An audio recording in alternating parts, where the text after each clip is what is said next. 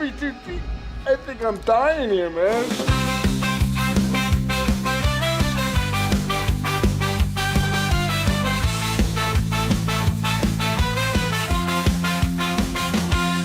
Through the haunted mansions and floors, the creek, they lead us to the places from which we dare not peek. A journey through fear and the realm of the night. In every word they speak, our hearts ignite with fright. Welcome to the horror show, the Deep Cut Podcast, where nightmares come alive, ready to take their blow. Tune in to the chilling delight on the airwaves of the night. Let the darkness grow. Let the darkness grow.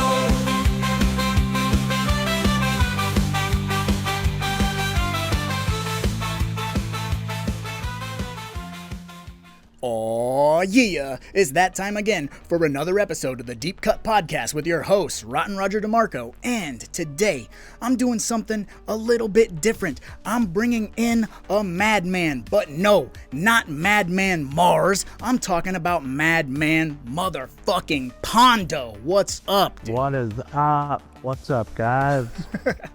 Dude, not to mark out super hard, but this is a dream come true to be sitting here shooting the shit with legend. I'm just a shithead. You'll figure it out as we go along.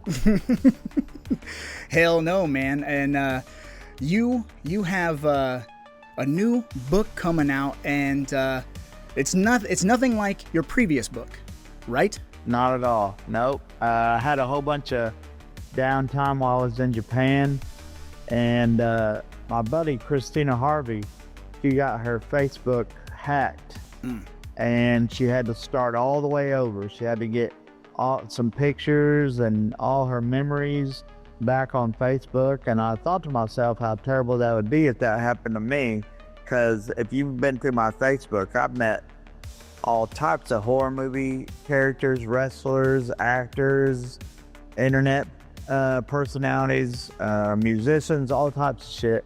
And I thought to myself, man, if I got my shit hacked, which it can happen to anybody, I would really be sad about all the stuff that I was missing. So I sat down in Japan and I wrote down stories about meeting all the horror icons that I've met over the years. So it's full of stories of that and pictures of me meeting them and all types of good stuff like that. Dude, I love that. And, you know, I mean, you got to preserve those memories as best as you can. My wife and I, we actually used to work a horror convention that's kind of local to us. And we've been toying around with the idea for years because it was Crypticon in Kansas City. And we started going 2013 all the way up until maybe 3 years ago. We haven't helped with stuff, but we've toyed around with the idea of creating a coffee table book with all the pictures of all the people we've met, you know? So I love this idea. So do you have a title for the new book? Yes. Pondo versus Horror Icon. And just like the first book, say Val is doing the cover for this book as well. So you know that's gonna look awesome. Yeah. Hey, don't you have a shirt, right? That's you versus a bunch of horror icons. So that's perfect. It saved drew that, and it was called King of the Psychos. Nice. And it's me in the middle with Freddy, Jason, Leatherface, and Michael Myers, the 4 top horror icons. But I think there's a 5th now. I think Art the Clown has joined those 4, if you ask me. He is working his way to icon status real quick. You know what I mean? If you went to Halloween Horror Nights this year, man, what a haunted house that was. That was awesome. Hell yeah. I'm partial to Victor Crowley from Hatchet. I'm a big Hatchet mark, so yeah, I'm a Hatchet over an Art the Clown guy, but you got to respect that Art the Clown hustle for sure. Yeah, I love Hatchet, but at Halloween time there was so many Art the Clown cosplay dresses, dress people. So oh yeah, I think Art the Clown is joining number 5, tell you the truth. Well, and I'll tell you, you go into a Spirit Halloween, you don't see any Victor Crowley stuff. You see a ton. Right. You see a ton of Art the Clown stuff. You can't even go to Walmart now without Art the Clown. So I mean, he's surpassed indie horror to icon status. So yeah, I'm with you on that. But going back to like the horror stuff, you've been going to conventions and stuff for a really long time, but let's rewind to way back when you were young man Pondo, Yeah. When you were a little kid, when did you get introduced to horror? Who introduced you? What was it, It was all regular TV, I started out with Frankenstein, Dracula, Wolfman, the normal horror movies that could play on TV. And then, of course, Godzilla and all the kaiju started hitting after that. And then you get into, like, the Hammer series with Vincent Price and Peter Cushing and Christopher Lee. And then leads into other B-horror movies, Squirm, things that they could play at midnight. And then once I was going to the theater, there was at 13, I went to the re-release of The Exorcist in the theater. Nice. A lot of movies. How old are you? I will be 42 this June. So. Okay. Yeah. So you remember there was times that we couldn't watch like older horror movies, not until VHS started getting real popular. Like Leatherface, I didn't get to watch Chainsaw Massacre until it came out on the VHS. Right. And me and a bunch of friends, I don't know if you remember when VHS first came out, but they were like $100 a piece. Oh yeah, I do. So me and like 5 friends all got together and bought the Texas Chainsaw Massacre, and of course it stayed at my house. Yeah. I was like the Bart Simpson with the comic book. Yeah. Hey, it's mine. It stays at my house. I was gonna say you guys didn't trade, like you got it Monday and Wednesday, and they, you know what I mean? No, because basically I worked at 3 video stores, therefore I had access to VCRs at any time I wanted. So they thought it would just be better to stick at my house. But man, what I regret was I didn't keep any of those. I mean, when my VHSs to get DVDs and, So, I think we all did that, right? I think, once DVD really sunk its fangs in, we all were like, on to the next best thing. And then now we're kicking ourselves in the ass and having to re-buy our collections, Right. Yeah, I'm with you on that, man. Yeah, and VHS people know what they have, so they're like, now it's back to being expensive. So it's a pain in the ass if you're in that nostalgia where you want all your VHS tapes again, and it'll break your bank real fucking quick, dude. I'm the type of guy, I don't care what the quality of the film is, I just want to watch the film. So I'll watch a VHS, I'll watch a DVD. When I was young, I used to watch Porn Scrambled. I didn't care. I just wanted to watch TV. Right. Oh shit, I love that. Yeah, we all had the you turn the dial to a channel you don't quite get, but you can kind of hear it and maybe make out an elbow and a butthole. Yeah, that's it. Yep. That's it. Not time enough to jack, but time enough to get excited. Yeah, 100%, dude. Jesus. So when you grew up watching that stuff on TV, did you guys have like a local horror host? Because for me, like around here, we had a Dr. Sanguinary. Yeah, we didn't have a horror host, but Channel 11 did Friday Night Frights, Saturday Night Chillers. This was all late at night when kids were supposed to be asleep. I got to watch Benny Hill, which would show a tit every now and then. After 11, this Channel 11, like they played Squirm full, I mean, you remember that redheaded chick got topless in there or whatever. And then, what else? I can't remember the name of this movie, but there was Samurai Ghost and Linda, I can't remember what her name is, but anyway, so I would stay up, man. Like, I didn't have anywhere to go. I would stay at home on the weekends. I'm a big Kung Fu fan. Yeah. Channel 11 had 3 feature films, and sometimes they were action films, sometimes they were romance films, but Willard was the top one that they would play. Legend of Hell House, not black and white, color, just stuff like that. But then, if you really think about how nostalgic my experiences was, I saw Halloween on HBO. Nice. When everybody was going nuts, I went to Friday the 13th Part 2 in the movie theater. I already told you I went to The Exorcist when I was 13, and all these parents was coming over saying, hey, you might want to sit with us. This is going to be scary. But I'd already read all the magazines about what was going to happen. I just wanted to see what it would look like. Right. So my grandma didn't know no better, so she took me to this film, and yeah, man, like, there's not too many horror movies that people that they try to stump me all the time. Well, have you ever seen this movie? And I'm like, well, yes, I have. And then I'll tell them what it's about, and they'll be like, holy shit,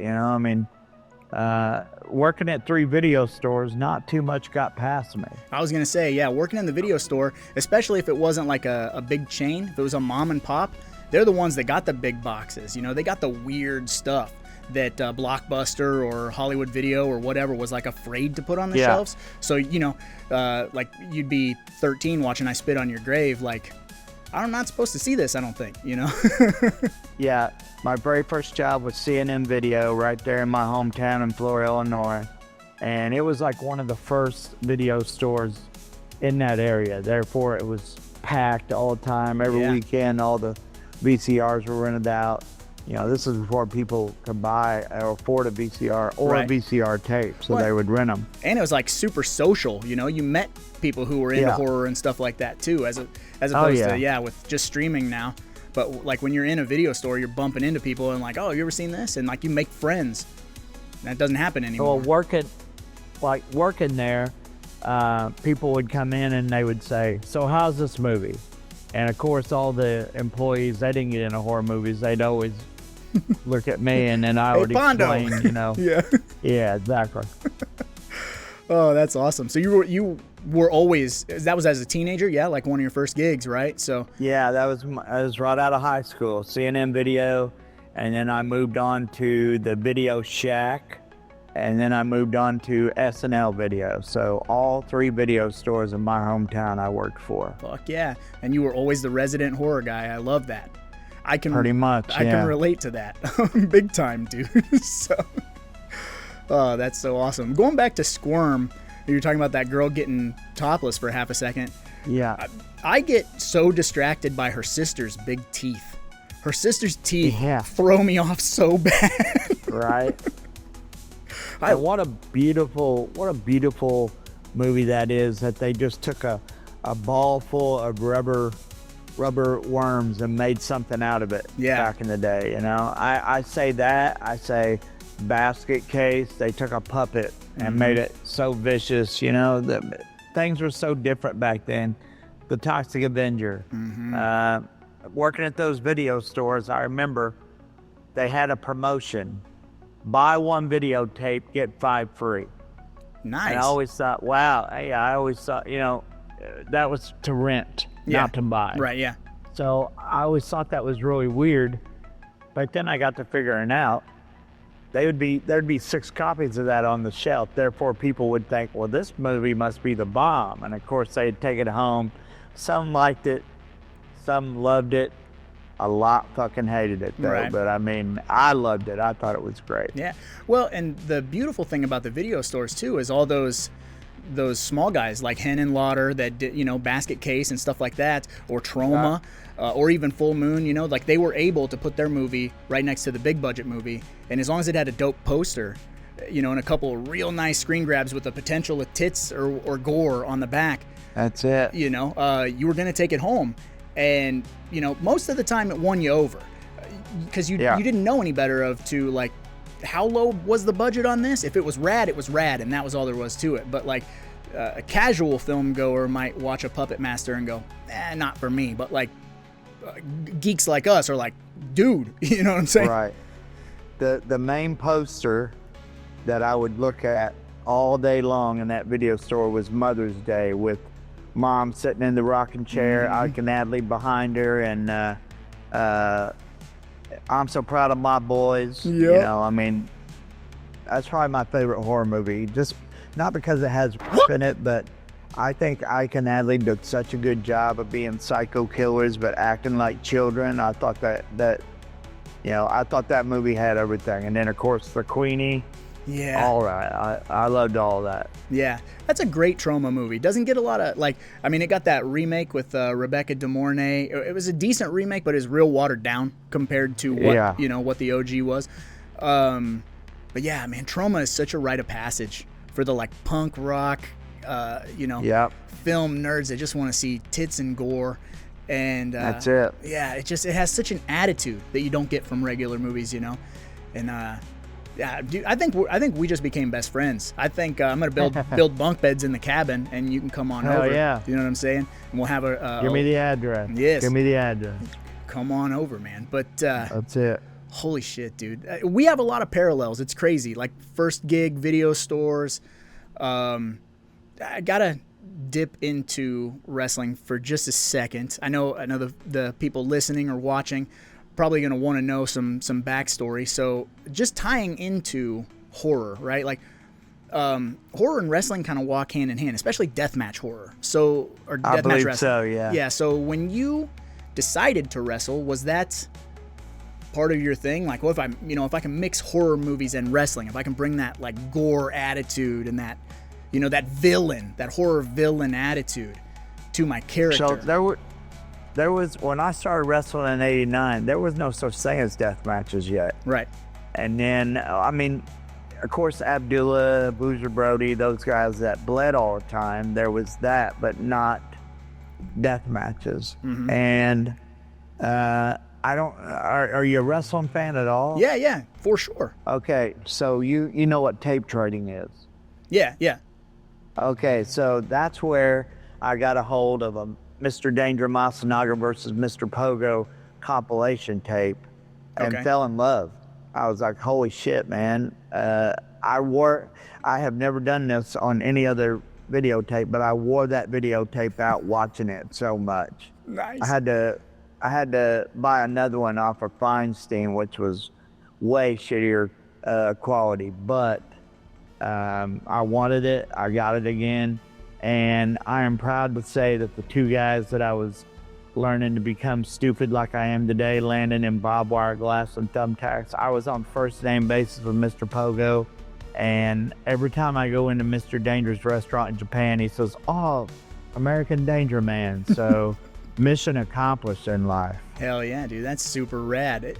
Growing up and watching those guys, and then, getting to mix it up and be on a first name basis with them, and that's right. So going back to like horror, and I guess it ties into wrestling too, like one of the big things that they always tell you when you're growing up is, don't meet your heroes, because, the illusion's going to be broken, and, some are going to be dicks or whatever. Obviously it's been overwhelmingly positive for you in both regards, because obviously you're making a book about like good experiences, and that's the takeaway, right? Like all the fun interactions. I had 3 bad experiences out of all the horror people that I've met. You can say 4 if you talk about all the stars that I've met, but yeah, it's in the book. I can tell you about them if you want. No, you leave that for the listeners, but I was just as a overwhelmingly positive. It's I know you're a no bullshit kind of guy. You don't like to talk about negative things. You don't bring up shit that don't need to be brought up, and I'm not right. So like the positive things in your life and in horror, like it's just it's so cool that it's made such an impact on you that you're writing a book about it. I love it, dude. I'm blown away by it. Yeah, and I've had plenty of influences, like even your jersey, the ICP. I mean, that's horrorcore, you know. I mean, that leads into horror movies. Everything leads into a horror movie if you're in my world. Yeah. Well, and you know, I mean, there's so many interesting characters that it's hard not to get captivated, right? And you can either be, you know, you're a comic book guy or you're a horror movie guy or whatever, and there's just this whole world, and it just goes and goes and goes forever, and there's always something new to discover, you know? That's it. Yeah. I don't want to get into the last half of the podcast yet, so I want to ask you more about conventions. When did you start going to conventions? You know, so getting those famous monster magazines and Fangoria magazines. I lived in a small town in Flora, Illinois. And you remember, you got the magazines too, correct? Oh, yeah. And they would always show those conventions that was going to have really cool guests. Like weekends of horror, whatever. Yeah, and of course they was always in LA or, you know, places way out of my reach. But then when I got older and I could drive my own car, nothing stopped me. I was like, holy shit, there's one in Cherry Hill, New Jersey, I'm there. There's one in Cincinnati, Ohio, I'm there, you know. I mean, I was such a fan of so many horror movies, so many stars in the horror movies, that it's like my Disney World, you know. I can't drive into them. I would be so excited about who I was getting ready to meet. Getting the autographed 8x10s. I would sit in my hotel room looking at them over and over and over, and then on the way home I would be so excited about who I got to meet. And then when I would talk to people and I got to tell them, hey, I got to meet this guy, this girl, you know. Conventions, to me, I'm so happy there's such thing as a horror convention.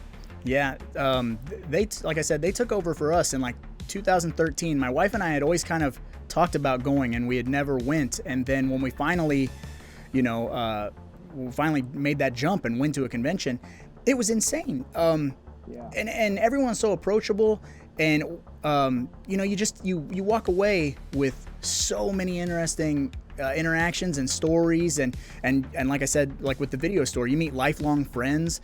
And the co-host of my show, who isn't here for this episode, but I met him at a horror convention.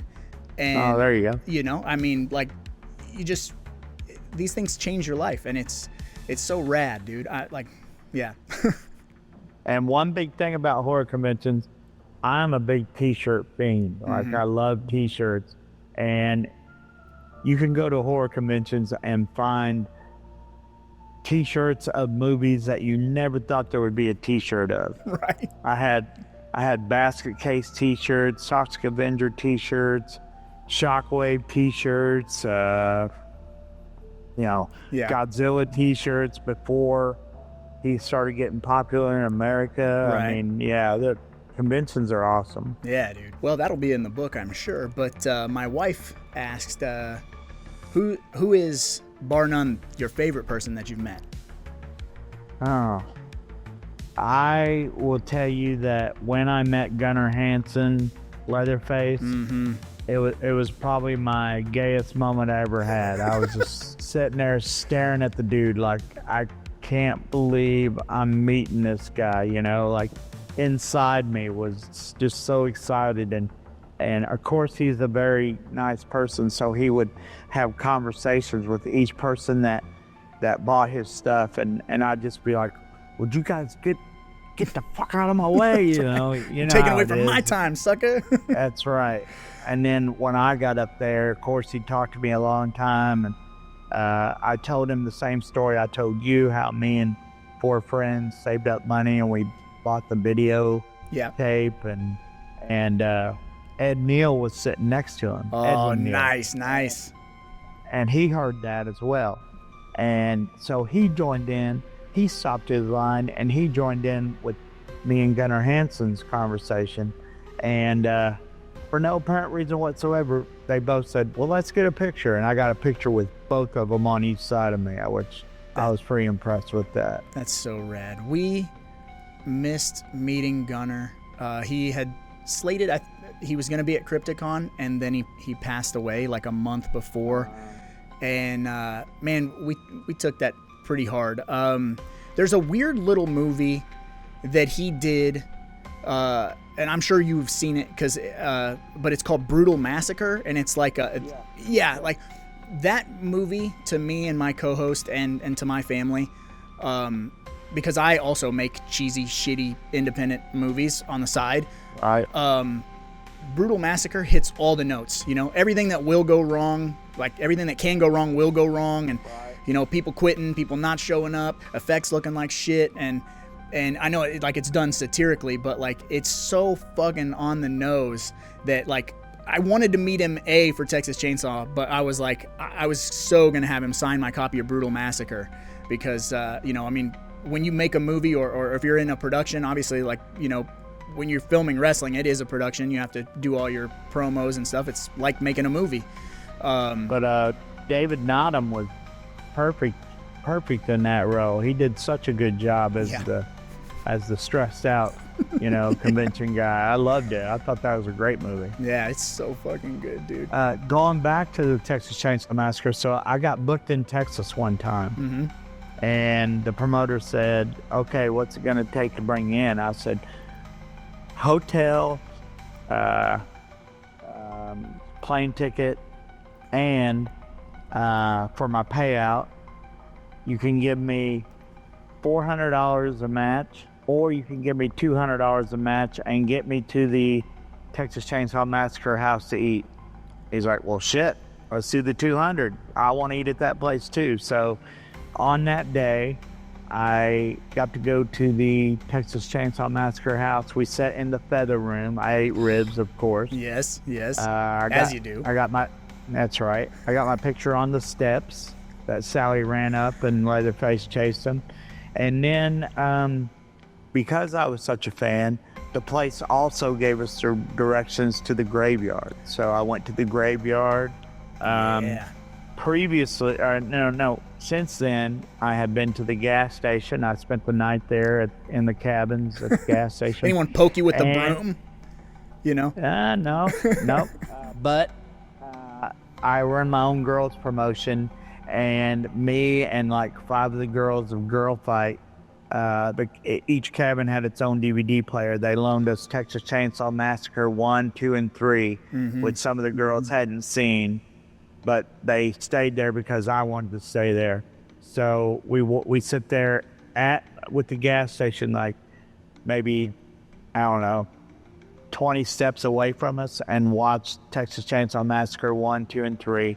And then the next day, Roy, the guy who owns the gas station, he took us to the bridge for Texas Chainsaw Massacre Part 2. Right? Oh, that's so rad, dude. and you would think that thing is miles long. No, it's like 2 tiers long. So I don't know what they did. They just kept shooting over and over again. Yeah. That's it. Yeah. That's it.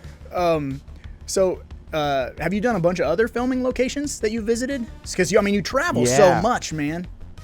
Yeah, man, I did. I went to same thing. I got booked in Denver, Colorado, and I gave them one price or the price to get me to the Shining Hotel, the Stanley.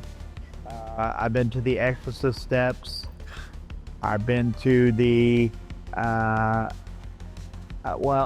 we went to the Amityville house, but they have changed the windows. And they moved it too, right? Like they picked it up and moved it to a different spot. I don't know. Just when we got there, it just wasn't right. It wasn't the house without those windows. And not horror, but are you a South Park fan? Yeah, for sure. Did you know Casa Bonita is real? I have heard this, yeah. Yeah, I've been to Casa Bonita. I mean, I've been to. Do you like the Warriors? Yeah, absolutely. I've been to the Wonder Wheel. Got my picture with the Wonder Wheel. I mean, I'm just a movie fan. You know, I mean, I love horror movies, but yeah, I'll go just about anything movie related. Oh, and the original wood chipper from Fargo. I got my picture with that as well. That's fucking rad, dude. Hey, Roger. Let me ask him a question. What? Yeah, man. Yeah, you can ask Pondo a question. Go ahead. Pondo, you think you're a funny guy, right? Well, tell me a joke, huh? I sure can. So there was this slow kid, but his dad really loved him, and his dad was a police officer. So he would let his slow son wear a badge and walk around the police station like he was a police officer. Well, he got special treatment, so all the other cops, there was like 3 other cops in this precinct, and they couldn't stand the slow kid. So the dad went on vacation without the son, and the son was walking around the police station, and they get a call. They get a call for a motorcycle accident. Mm-hmm. Well, it was hot that day. None of them wanted to go out there, so they asked him. They're like, hey, do you want to go out there and take a walkie-talkie with you? And if you see anything, you call back and you tell us, what you see. Mm-hmm. And he was all excited, it's his first thing he gets to do. So he gets his walkie-talkie and he gets on the 3-wheeled bike and he bicycles out there to where the motorcycle wreck. And he's out there and he looks down and he gets on the walkie-talkie. He says, dispatch. And they said, yeah, go ahead. He says, I see a head in the ditch. And they go, oh, watch this. You see a head where? Slow kid's confused. He says, I see a head in the ditch. He says, you see a head where? They're messing with him. Mm-hmm. He says, I said I saw a head in the DITCH. They said, okay, well, go ahead. Go up farther. Tell us what you see. So he goes up a little farther, and he sees something else. He gets on his walkie-talkie. He says, dispatch. I said, yeah, go ahead. He says, I see an arm in the ditch. And they said, here we go. You see an arm where? He says, I see an arm in the ditch. He says, you see an arm where? He says, I see an arm in the DITCH. They said, okay, well, go up a little bit farther, and if you see something, we'll come out there. Goes up a little farther, and there it is, in the middle of the road. He gets on there, and he says, dispatch. They said, yeah, go ahead. He says, I see a penis in the highway. Now they're not joking around. They're like, oh, you see a what in the what? He says, I see a penis in the highway. They said, one more time.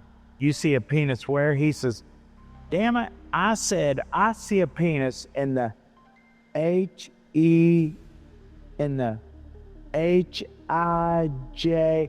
He picks it up, he kicks it, and he says, I see a penis in the DITCH. Oh, Jesus Christ. That is excellent.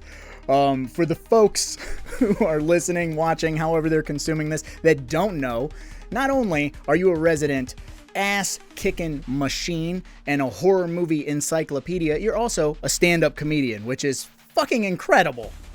I've only done it 7 times, but I'm getting good responses everywhere I go. And here in West Virginia, where I'm at right now, I'm up in the hills. That's why there's technical difficulties every once in a while. But they're gonna let me have my own. They're gonna let me headline my own show, and I hope that turns into headline in other places. But I did it like a long time ago. But I had a snail puppet, and I had a mask where you couldn't see my mouth, and I was the worst ventriloquist you ever saw. And my puppet's name was Sammy Snail Trails, and I did snail jokes. Yeah. But now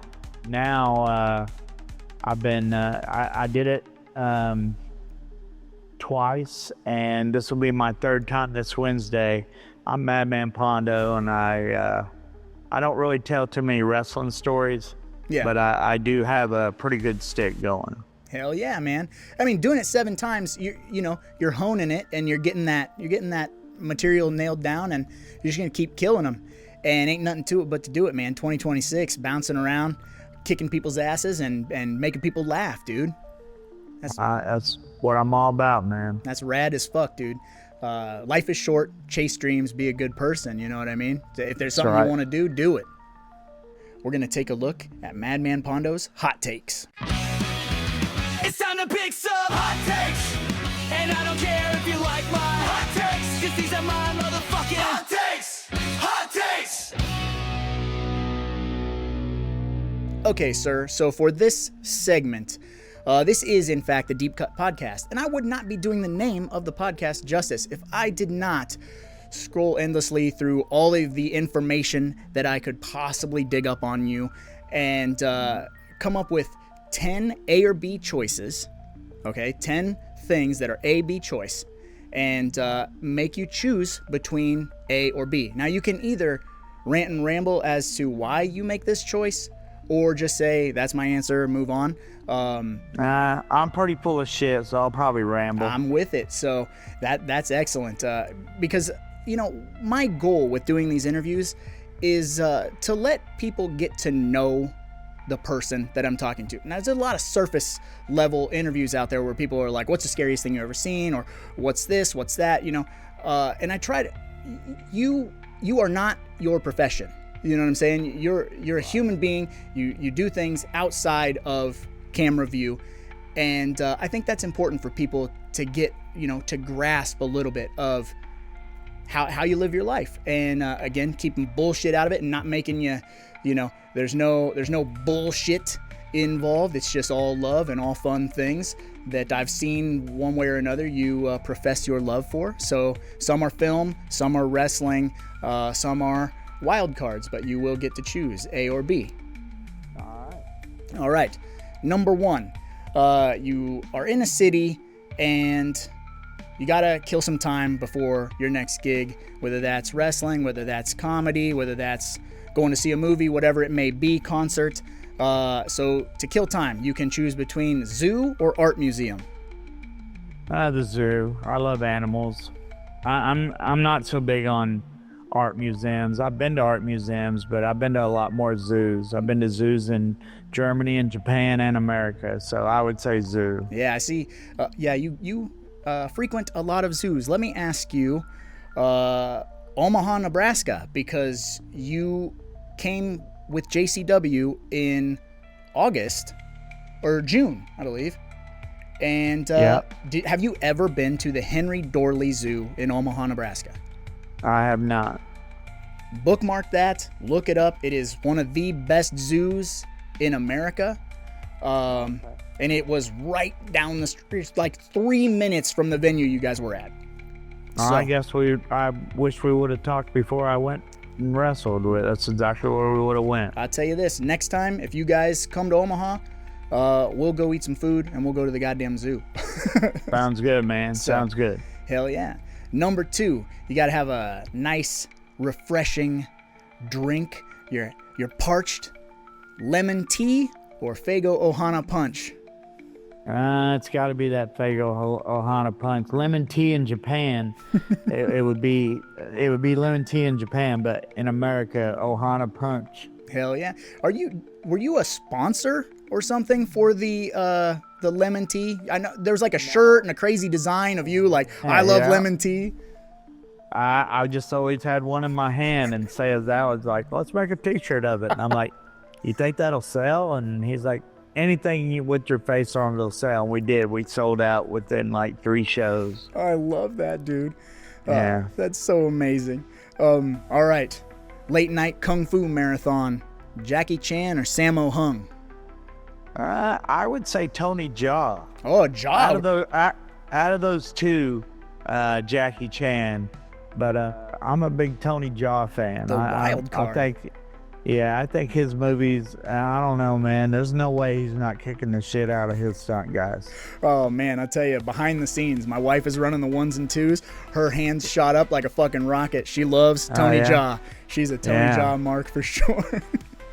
And there's another guy too. The Raid and the Raid 2. What's that guy? Oh, yeah, you had to ask me. But I'm going to draw a blank on it, but that dude's a beast. Both of those movies are fucking incredible. And there's another movie coming out. It's They Will Kill You.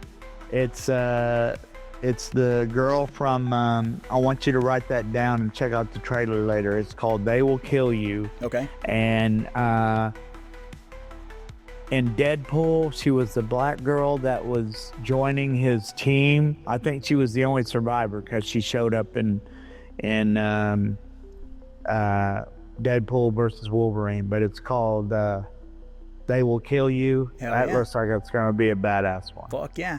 Did you hear that they're remaking the Raid Redemption, but they're doing it American style? I don't know about that. I'm not in on that. I'll probably watch it, but I'm not going to enjoy it as much as I did the Raid. Yeah, I'm going to butcher that dude's name. My wife's showing me. Iko Uwais?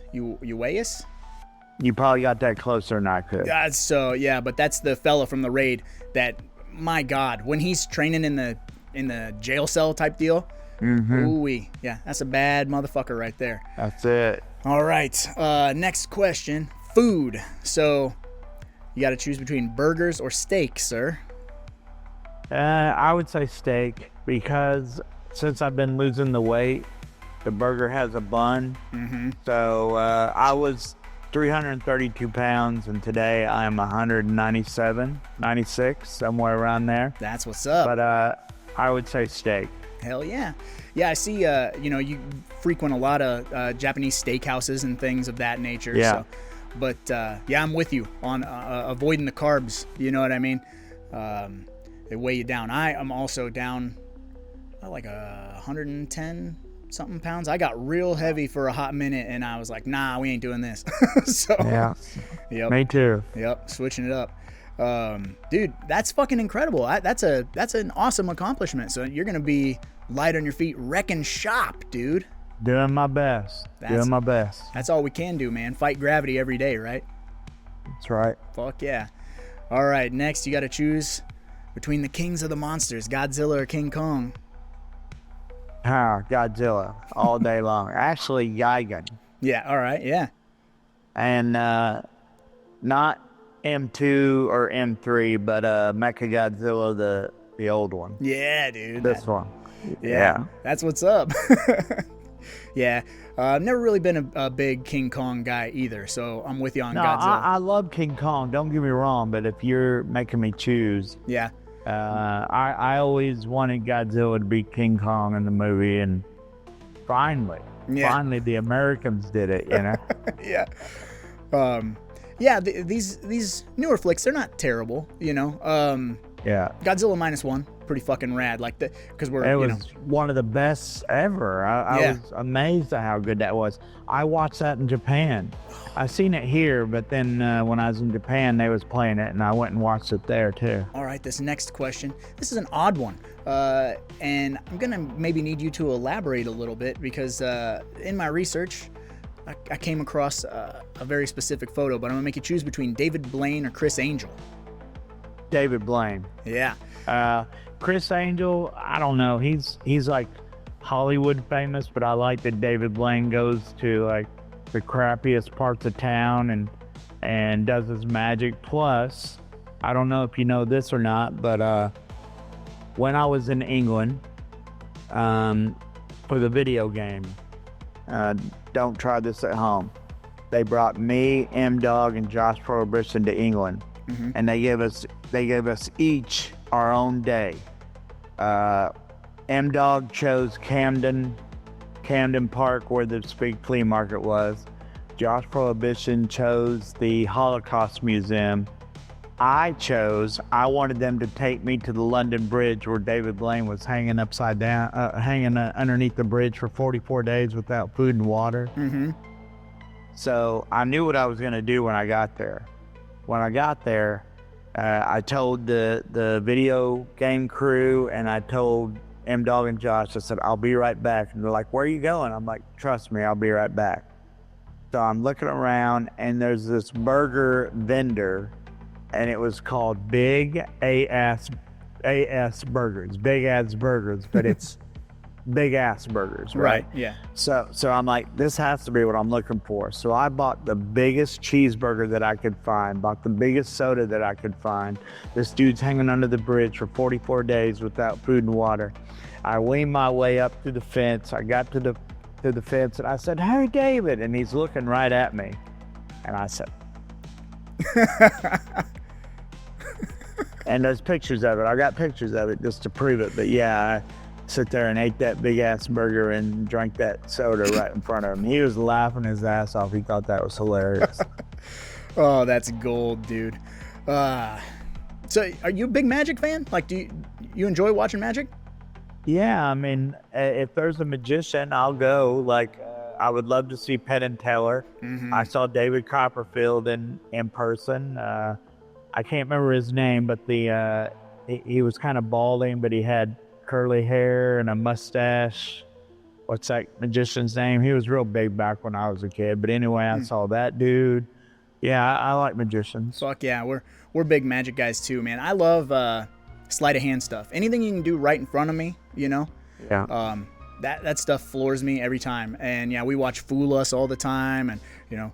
Oh yeah. Yeah, we're total marks for magicians. But this next one, this is an industry question of pain, I suppose. So, which one sucks more to deal with, barbed wire or thumbtacks?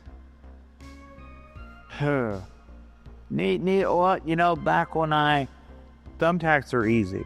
Thumbtacks are so simple. Barbed wire, it'll scratch you. Sometimes it'll give you a deep scratch, but more or less it's just scratches. But back when, I don't know if you remember, I had really long hair. I was always getting that stuck in barbed wire ropes. So I would say the barbed wire was the most tedious in my 36 years, but not that it was a bad thing. It was my hair getting stuck. Right. Yeah, it's more of a pain in the ass rather than anything else. Yeah. All right. Well, how about recovery?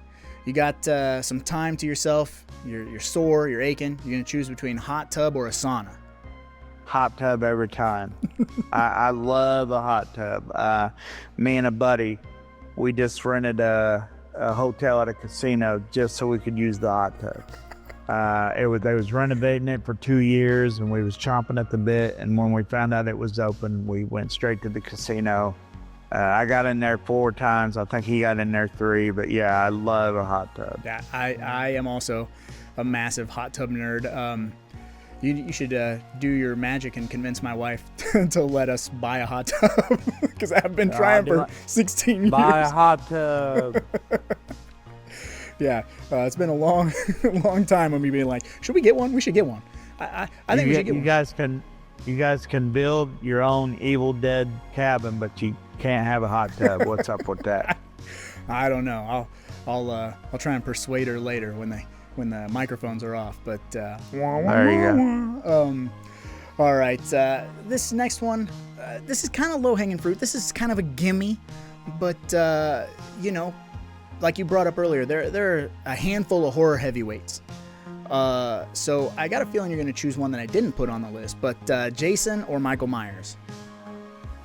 Probably Michael Myers, because growing up, man, I remember going to school after HBO played Halloween, and I mean, everybody was just, oh my God, I'm so scared. I can't sleep at night, you know?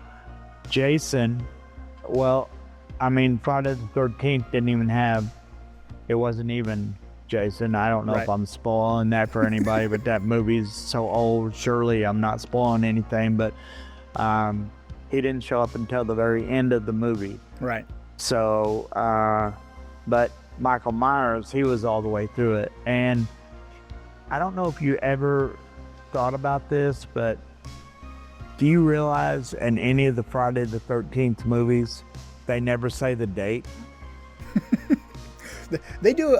Jason Lives, I think they say Happy Friday the 13th.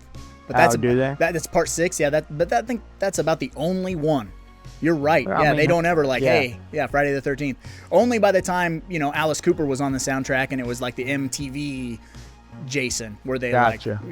were like, Friday, like a little wink and nod at the camera type of deal. But yeah, not in any of the other ones.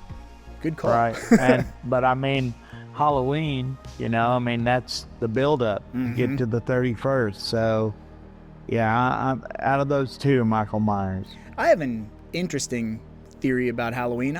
You've probably seen that movie as many times as me, if not more. Probably so. So, let me ask you this. Have you ever watched that movie from the perspective of that Annie was Michael Myers' intended target? No, I never really even looked at it like that. Dude, it's so crazy, right? When you think about that, Annie's the one that tells him, speed kills.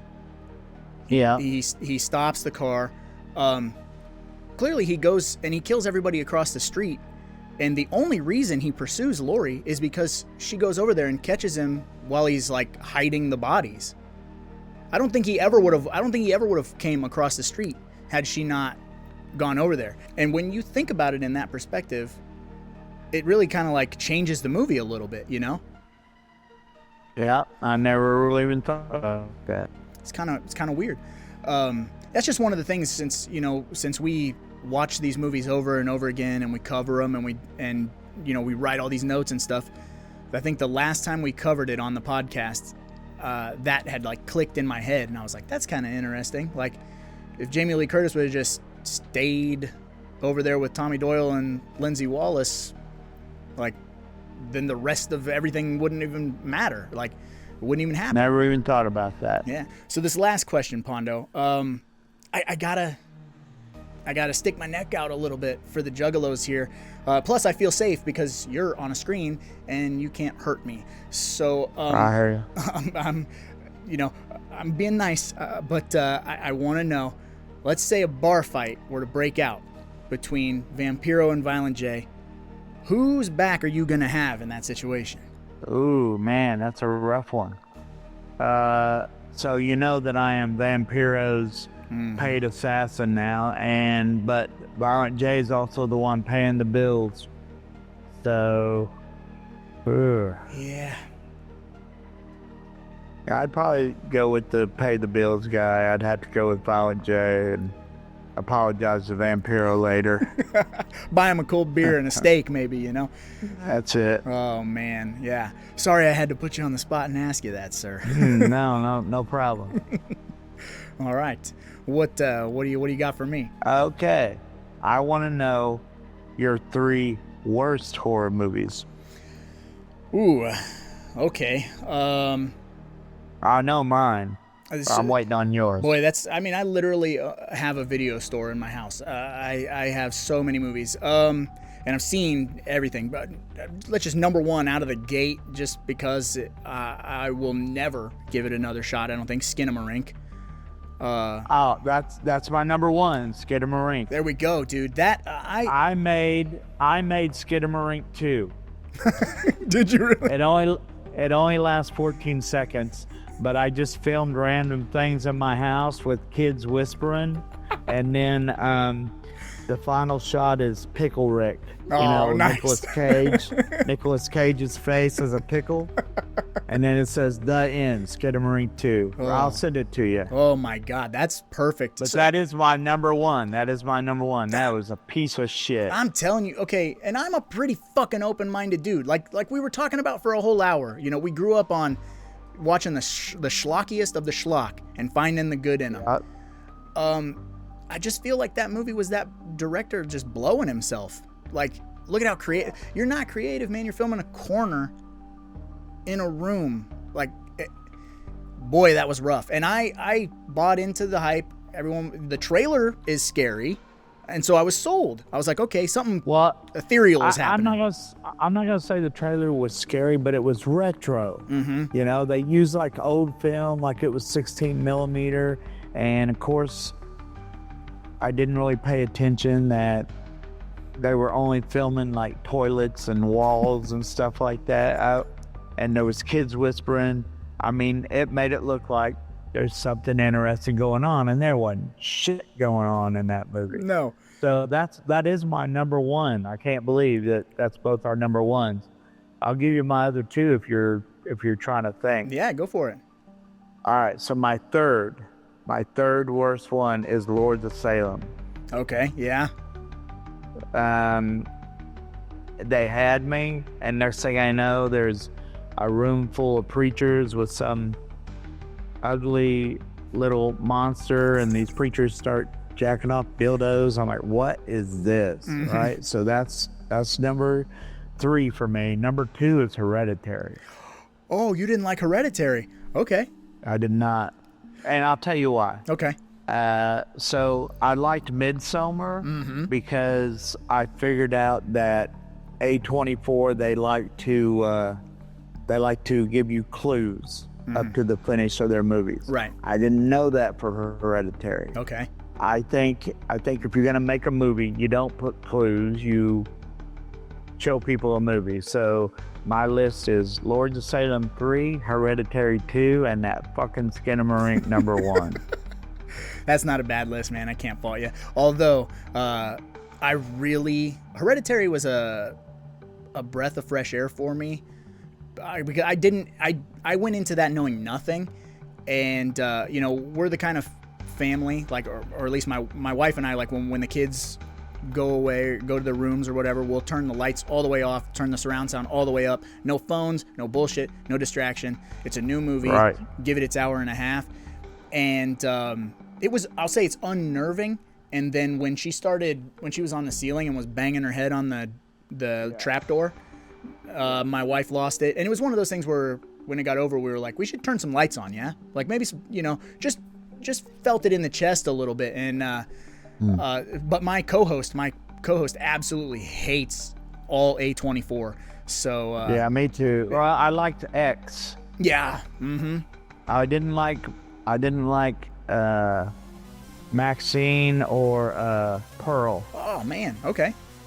But I liked X. I thought X was great. Maxine has a very giallo feel, so I was pretty jacked on that one for sure.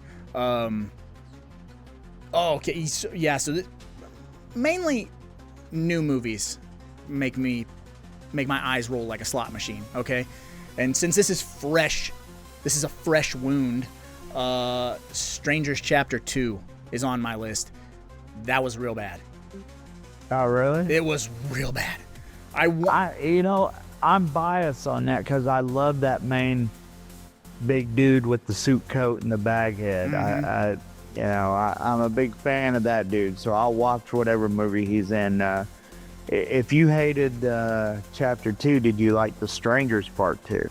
I did, and I'll say this. I get why a lot of people didn't like it, but I liked it. Okay, though. Yeah. I'm telling you, I liked it. Okay, hell yeah, because I'm a really big geek for style over substance.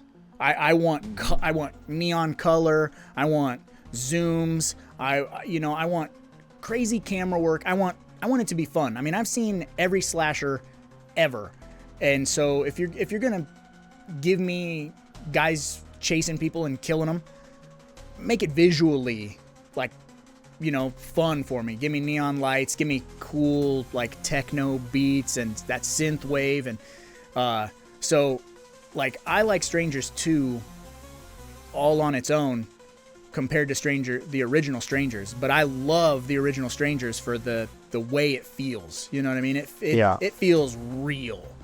And it's a stomach punch of a movie. And Strangers 2 is like, I want to eat some popcorn and listen to, new wave music and neon lights and watch a fight in a pool over an axe. So, I got you, man. Yeah. Let's see. Yeah, I'm over here scratching my head on another one, man. I mean, if you love them all, then you love them all. Yeah. But I got my 3. My 3 that I never have. Oh, that one that my co-host hit me with, and I couldn't do it. I tried. Clown in a Cornfield. Oh, you know what?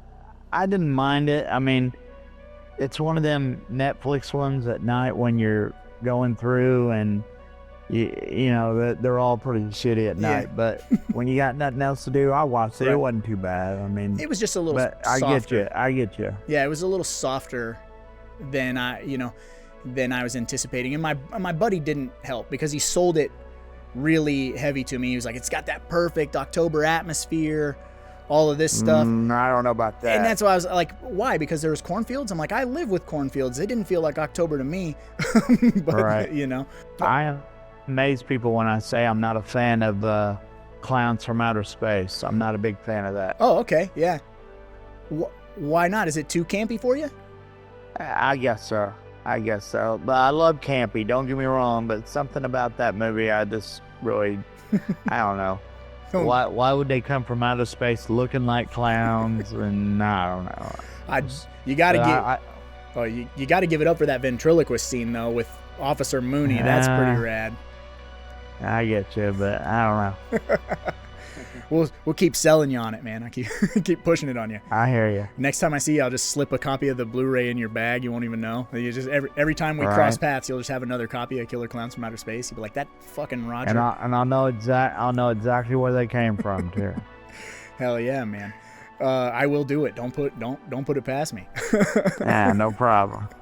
Well, I suppose, man, before we wrap this up, let's let everybody listening, watching, however they consume this podcast, know where to find you, where to find your first book, your new book, when it's coming out. Do you know when it's coming out, or are you still just kind of... I can't believe you haven't asked the most important question on the podcast. Which is? Have you not seen 2001 Maniacs? So I was, I literally had notes. I have seen that, but I was going to bring up you being in some indie horror. I was in that one. I was in The Blacksmith in that one. Mm-hmm. Yeah, that's pretty... I got my own scene. It only lasts like 5 seconds, but still it's my own scene. Robert Englund is in the movie. I'm on the DVD cover. Oh, I really don't have... I'm not a social media guy because I'm not that good at it. I have Facebook. Right on. You can search Kevin Kennedy, Canady, but put Pondo after that, and then you'll find me. I'll have a Frankenstein mask as my profile picture, and then my Instagram is Madman Pondo with the last O being a 0 because somebody out there already had Madman Pondo as their Instagram name. Can you believe that? You're gonna have to fight them for it. And then if you're interested in buying the first book or the second book, you can get either one of them. Well, you can get the first one now, but later on you can get the second one on Amazon.com, or you can go to John Cosper at visitdarkpark.com. Visitdarkpark.com. And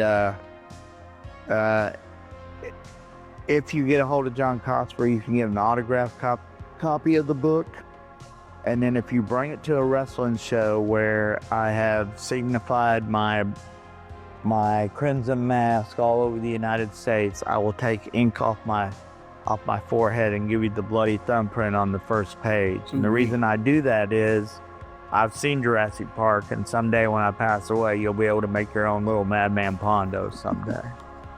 I love it, man. Yeah, keep the legacy going. Keep you coming back. That's it. A man of 1,000 lives. I hear you. I want to tell you this, man. Just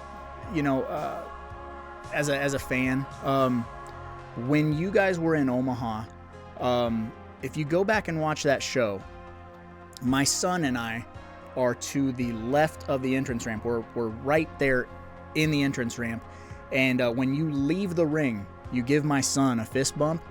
And this was my son's first wrestling show that he's ever been to, and he has not stopped. He's 16. He has not stopped talking about how rad it was to get a fist bump from you, and it hooked him. He was like, so literally every Thursday, he is there with us watching Lunacy, and I mean he's rooting for you, and not, kayfabe, whatever. You broke his heart. when you, which I'm sure you hear all the time because you have to be a heel, JCW broke my heart, so why should I not break theirs, right? Yeah, no shit. Yeah. I can't thank you enough for doing this, man. No big deal, It man. means the world, and we're all rooting for you. You know what I mean? So, but on that note, sir, I suppose we should probably get going because, after all, there's a lot of movies out there, and somebody's got to watch them. So why not us, right? That's right, exactly. Don't you pull it out and put it back in and see if that. Hey, that's what she said.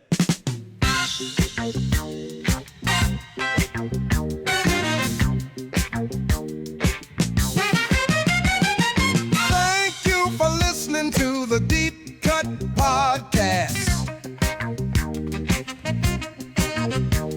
We sure had a blast trying to make you all laugh. You gotta set your reminders and get ready to geek, 'cause there's a brand new episode every 2 weeks. Now that you're done with the show, leave a comment on that shit and let us know your movie prop pick. Find it on Spotify with tons of episodes.